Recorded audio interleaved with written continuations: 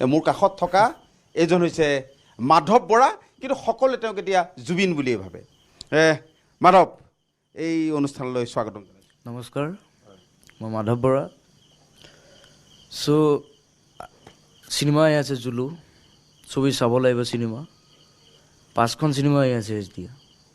সাগৰ বুলি এখন আহি আছে, বাঘ বুলি এখন আহি আছে।